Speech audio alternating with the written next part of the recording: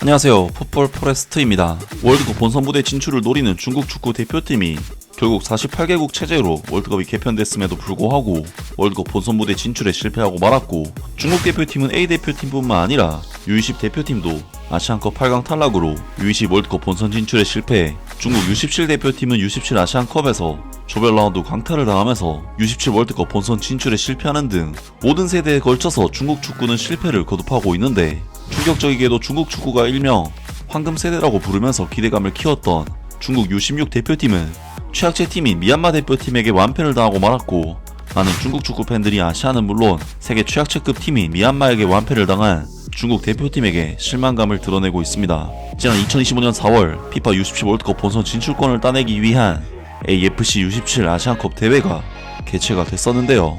중국 U17 대표팀은 AFC U17 아시안컵에서 한때 우승까지도 차지한 적이 있는 팀이긴 하지만, 최근 20년 동안 아시안컵 조별리그도 뚫어내지 못하고 있는 지금 시점에서는 아시아 약체로 활약한 팀이라고 할 수가 있는데, 이번 대회 조편성 역시 사우디아라비아, 우즈베키스탄, 태국이라는 만만치 않은 대진을 받으면서 대회 시작 전부터 탈락의 그림자가 드리워졌고, 중국 대표팀은 이번 AFC U17 아시안컵 1차전부터 사우디아라비아 대표팀이라는 굉장히 만만치 않은 팀을 상대로 첫 경기를 치러야만 했는데요. 중국 대표팀은 사우디아라비아 대표팀과의 1차전 경기에서 시작부터 상당히 밀리는 경기를 하면서 전반전에만 2골을 내줘 0대2로 전반전을 마쳤고, 중국 대표팀은 90+8분 시점에 간신히 한 골을 만회하긴 했지만 1대2 패배로 사우디아라비아 대표팀과의 1차전 경기를 마무리하게 되었는데요.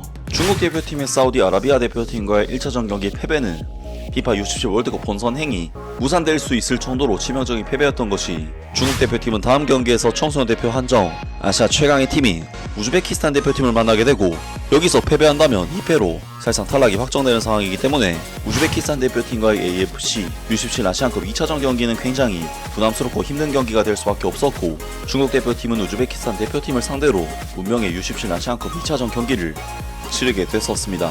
그리고 중국 대표팀은 놀랍게도 장청루이 선수가 33분 시점에 선제골을 터뜨리면서 기적을 써내는가 싶었지만, 중국 대표팀은 전반전 추가 시간에 사드리딘 카사노프 선수에게 동점골을 내주면서 전반전을 1대1의 스코어로 마쳤고, 후반전 막판 바실베크 알리에프 선수에게 치명적인 역전골을 내주면서 중국 대표팀은 우즈베키스탄 대표팀과의 2차전 경기를 결국 1대2 역전 패배로 마무리하게 되었습니다. 그리고 중국 대표팀은 우즈베키스탄전 패배로 인해 A조에서 2패로 탈락을 확정짓게 되었고, A조에서는 중국을 꺾은 사우디아라비아 대표팀과 우즈베키스탄 대표팀이 아시안컵 토너먼트 라운드에 진출하게 되면서 FIFA U17 월드컵 본선 진출권도 따내게 되었는데요. 그리고 중국 대표팀의 선수들은 탈락이 확정되고 난 뒤 실망스러운 표정들을 지으면서 굉장히 허탈해하는 모습을 보였는데, 중국 대표팀의 몇몇 선수들은 심지어 눈물까지 보이는 모습을 보이면서 탈락의 아픔을 쓰라리게 느끼기도 했는데요.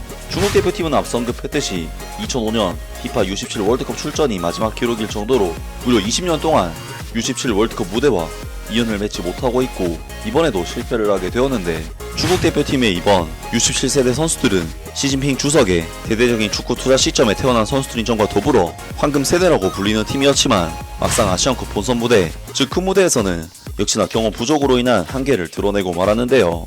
중국으로서는 이제 다음 아시안컵을 통해 월드컵 본선 진출을 노려야 하는 상황이고, 이번 11월 A매치 기간을 통해 중국 U16 대표팀은 AFC U17 아시안컵 예선전에 나서게 되는데, 충격적이게도 중국 U16 대표팀은 무려 FIFA 랭킹 163위, 아시아에서도 정말 최약체급 팀인 미얀마에게 완패를 당했다는 소식이 전해졌습니다.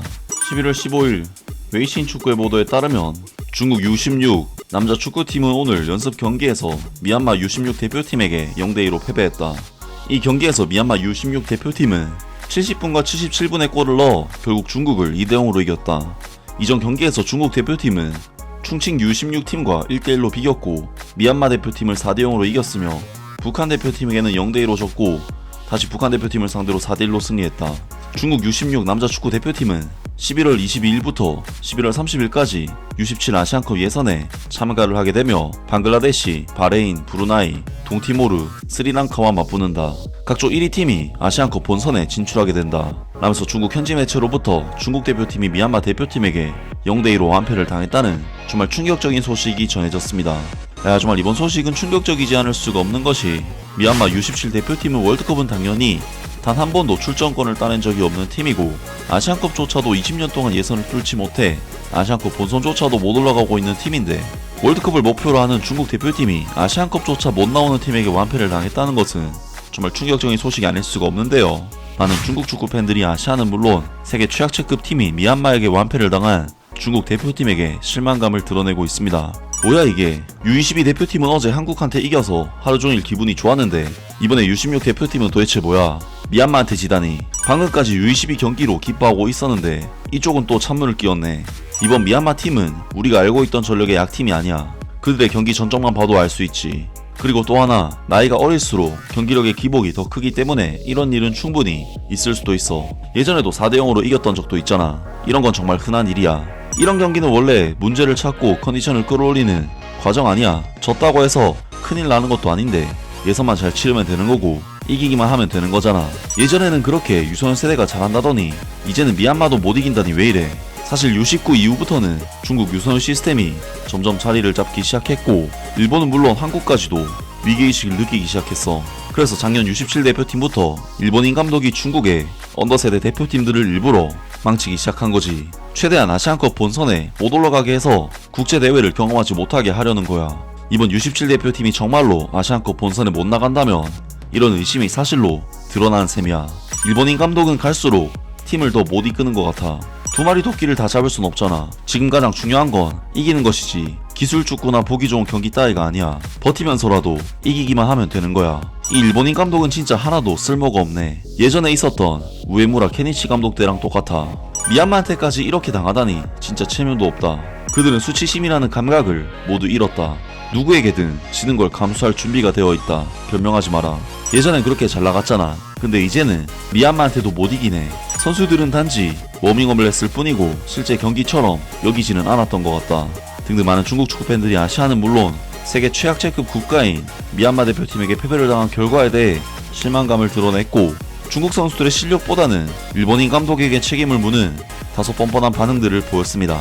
사실 중국 대표팀은 지난해부터 A 대표팀은 AFC 아시안컵에서 조별 라운드 무득점 광탈, AFC U20 아시안컵에서도 역시나 조별 라운드 광탈로 인해 올림픽 본선 무대 진출 실패, 올해 2월에 있었던 AFC U20 아시안컵에서도 8강에서 탈락해 피파 U20 월드컵 출전권을 따내는 데 실패했고 이번 U17 아시안컵에서도 조별 라운드 광탈로 인해 피파 U17 월드컵 본선행 티켓을 따내는 데 실패했기 때문에 성인 대표부터 U17 대표팀까지 모든 연령대에서 메이저 대회 진출 실패를 맛봤기 때문에 사실 이쯤 되면 코칭 스태프의 문제보다는 선수 퀄리티의 문제가 더 크지 않을까 싶은데 일본인 감독 및 코치 탓을 하는 것은 정말 너무나도 추한 반응이 아닐 수가 없는데요. 정말 중국 축구의 사례를 보면 돈만 쏟아붓는 것이 답이 아니라는 것을 알 수 있는 결과가 아닐까 싶은데 중국의 이러한 사항은 월드컵 출전국 숫자가 확대되는 그러한 어드밴티지가 생겨도 월드컵 진출을 장담할 수 없게 만드는 부분이 아닐까 싶습니다. 아무튼 이번 영상은 여기까지고요.